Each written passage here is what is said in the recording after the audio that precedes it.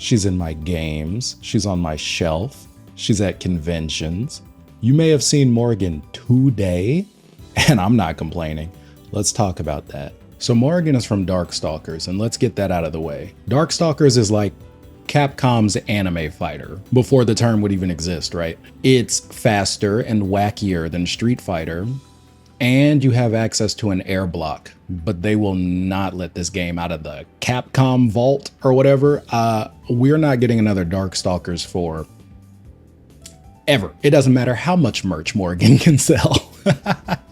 Although that's kind of the point here. Morrigan transcends Darkstalkers, like she completely eclipses the series. Here's a fun tangent. Have you heard of Super Sonico? So Super Sonico is a character that's like from nothing. I phrased it that way because I used to see her everywhere, on shelves, for example, too, because she also has figures everywhere. And I was thinking, oh, maybe this is like a Vocaloid character or something. But no, I have played a total of one game with Super Sonico in it, but she's just like a mascot. That's what Morrigan's like. At this point, Morrigan is a Capcom character, and Morrigan is honestly such a fascinating character, right? She's like this all-powerful badass succubus, but she prefers to spend her time like gallivanting in the city amongst humans, pleasure-seeking, thrill-seeking, whatever. She's inherently a predator, if you think about it, but she's described as friendly, fun-loving, and approachable. And I don't mean just approachable to me or, you know, average succubus enjoyer or whatever. No, I mean the creators like nailed this. And personally, when it comes to lore, all the descriptions are just vague enough. Like there's just enough canon material to let you kind of interpret her how you want to. In fact, design, let's start there. So, in Japan, Darkstalkers is literally just called Vampire, and as such, the main character, Dimitri, is a vampire. Now, seeing as this is how Morrigan eclipses him and the entire series, Morrigan was originally going to be a vampire herself, and here's some concept art.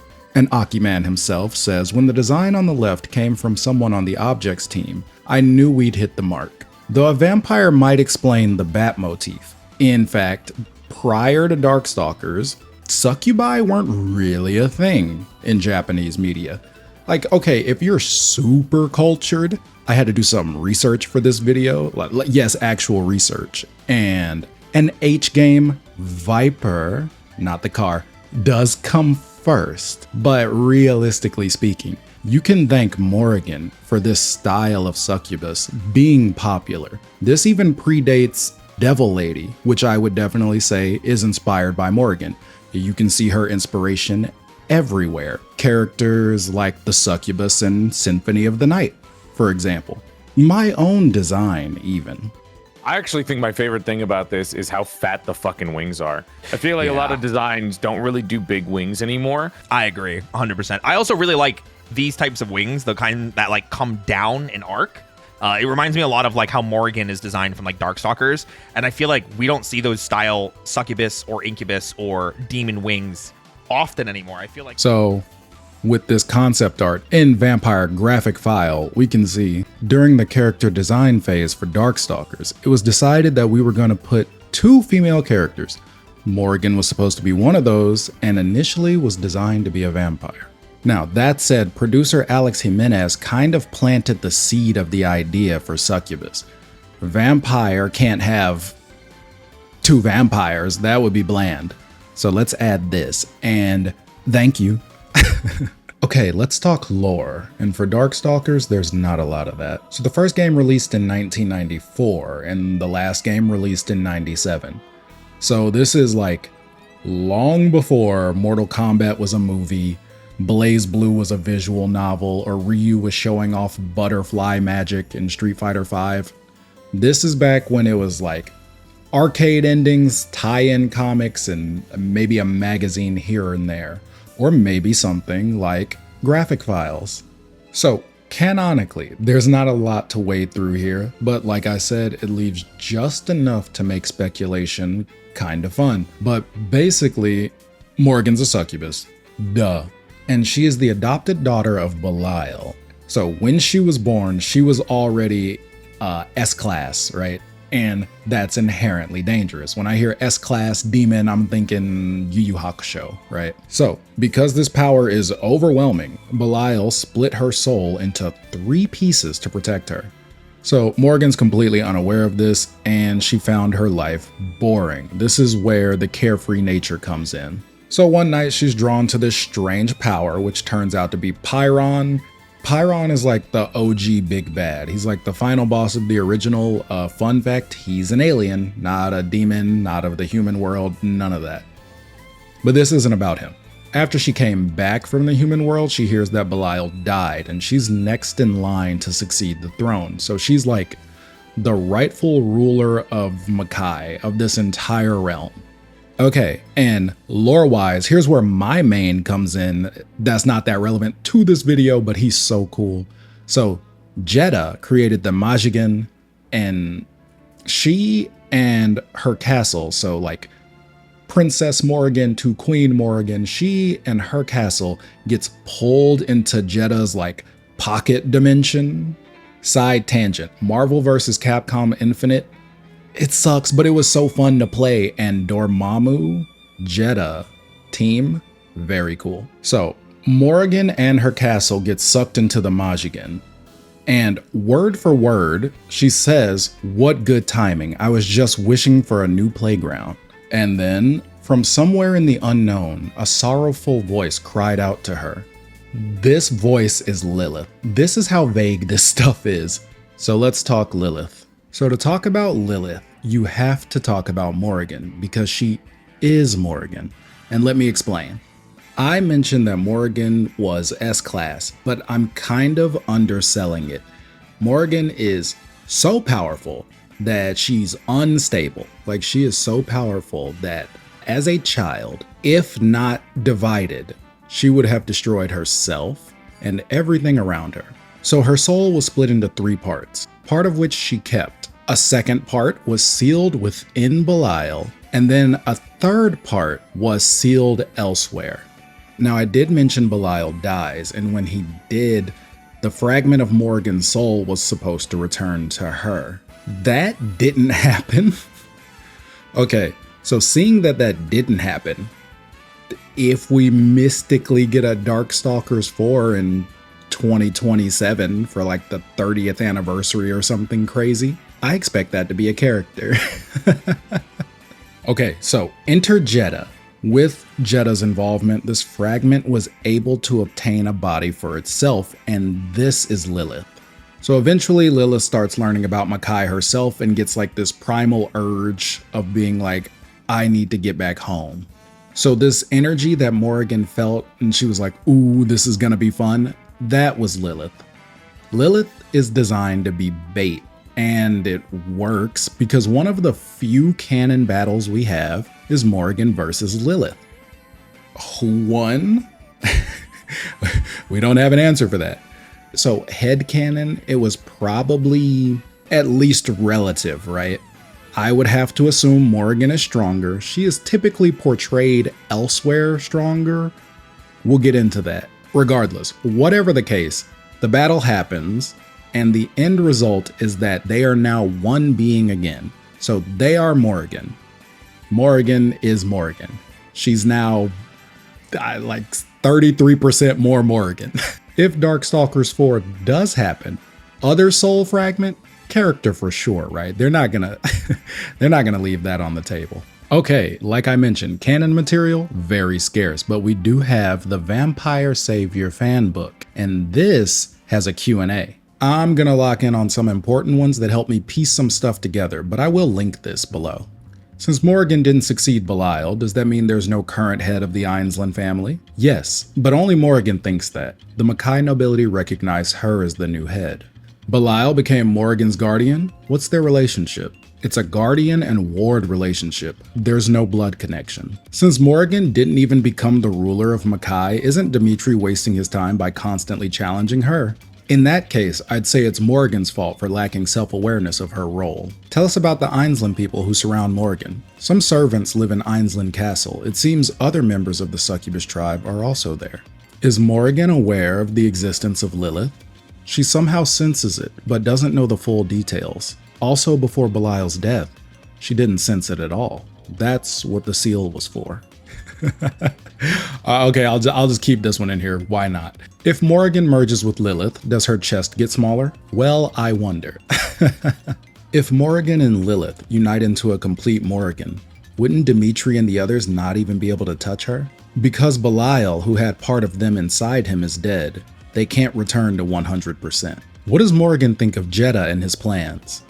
She's excited that it seems like trouble is about to happen. Between Morrigan and Lilith, who is the real personality? They're both the real personality. When Lilith merges with Morrigan, does her personality disappear? The two personalities fuse and coexist. Doesn't Lilith bear a grudge against Belial and the Aensland family for sealing her away? She only had the simple desire to return to her original form. Nothing more than that. Does Lilith's power surpass Morrigan's? It's not clear, but probably safe to assume they're about the same. What's Lilith's gender? She's a woman.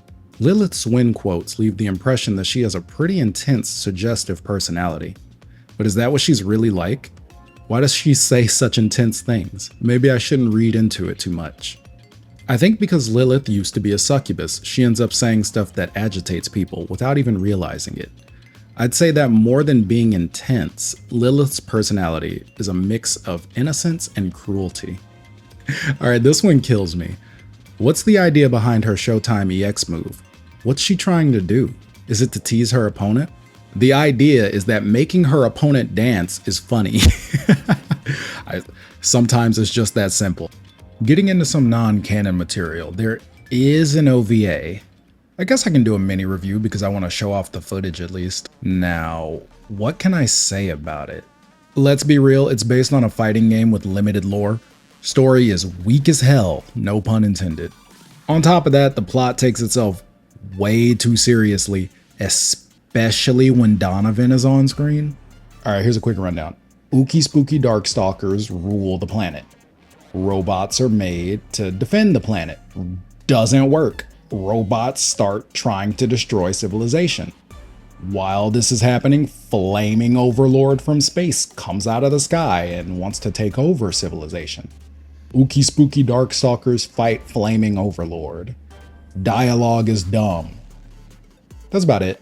That said though, it's got that beautiful 90s art direction and animation. Madhouse does not disappoint. And as a fan of the games, the fights are so cool. I love the attention to detail on Morrigan's moveset, for example. This is about her. OVAs are kinda rough for a fighting game. They kinda get to pick and choose maybe a story if it wants to be done well, like a self-contained story. But I do appreciate just how many cameos we seem to get in this. There's quite a bit of characters. Is it good? Did I enjoy it? Hell yeah. I do also have the Udon Comics, at least the ones from 2004. And I won't say too much about them here. I will say that it at least starts out like the game for Morrigan. Now, the OVA and the comics are both controversial for their portrayal, but like I said, there's like nothing to go on. We have a very limited canon. I'll say that the OVA to me personally feels a bit more out of character. I won't fully spoil it because you can watch all of these on YouTube. Have fun if you want to. Now, as for comic Morrigan, I'm okay with it.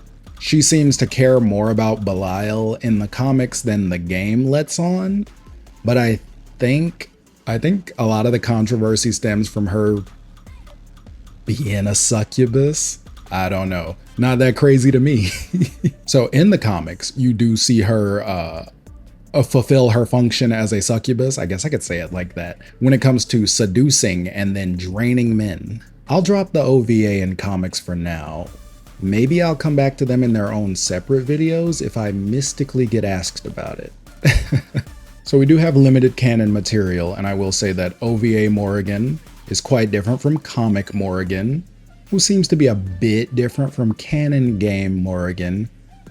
We don't talk about cartoon Morrigan, but I will say that near and dear to my own heart, I personally like how Morrigan is portrayed in crossover RPGs. All right, here's a super self-indulgent part of this video. I love cross edge, Cross Edge is one of the games that made me, and I will try, I will try to limit this properly. So I love like these fan servicey crossover games like this because I like seeing characters interact with each other.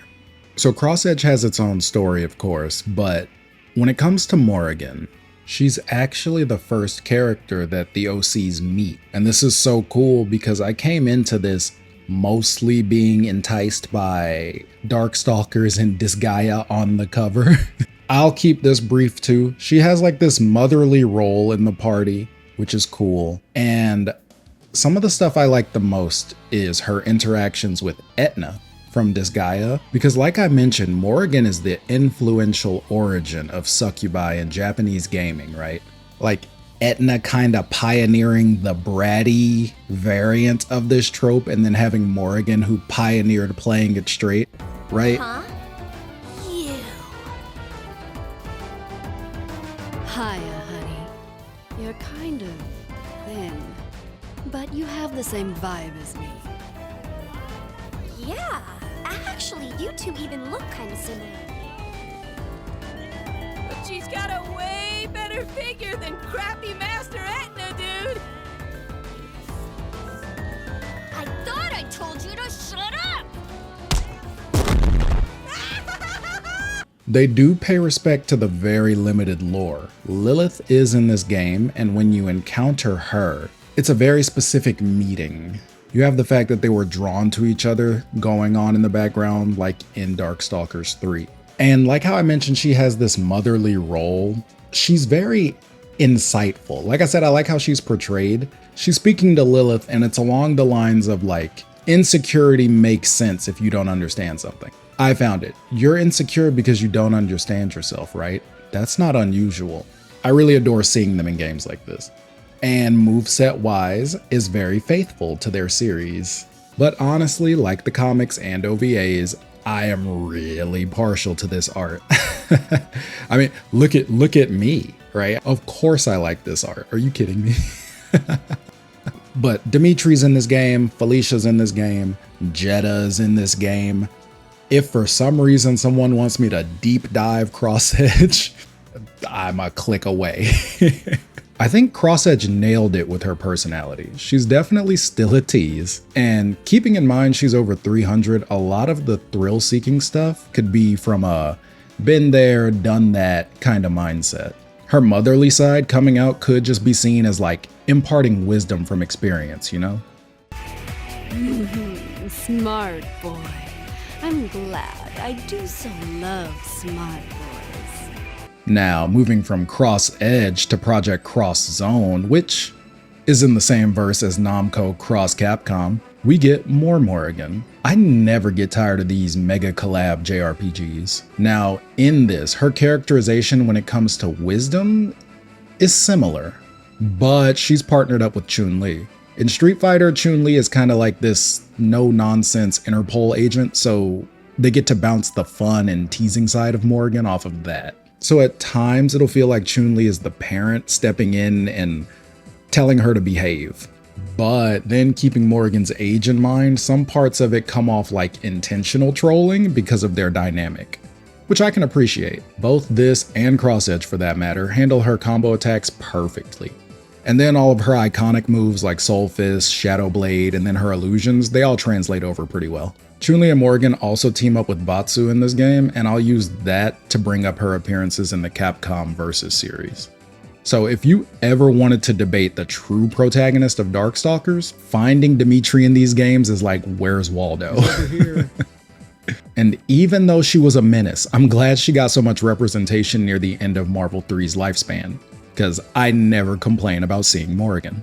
I did briefly mention Marvel vs. Capcom Infinite earlier, and flaws aside, it does give us some cutscenes with Morrigan. I like how it's implied she just knows Dante. Poor Dante. We were only playing. Oh, I've seen how your playtime ends, Morrigan. And speaking of Dante, I do like that all the dark fantasy characters are together in the story mode. So you get Darkstalkers, Devil May Cry, Ghosts and Goblins, all alongside Doctor Strange and Ghost Rider. and they team up against the merging of Jetta's Majigan and Dormammu's Dark Dimension. That's pretty cool. Clearly, I'm a big fan of stuff like that. But that's exactly where my praise stops. I personally love Tatsunoko vs. Capcom the most, but again, that's a story for another video. Maybe I'll cover that.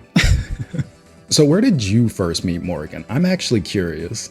I think for me, it would have been Super Puzzle Fighter or potentially just straight up Darkstalkers 3 at the arcade.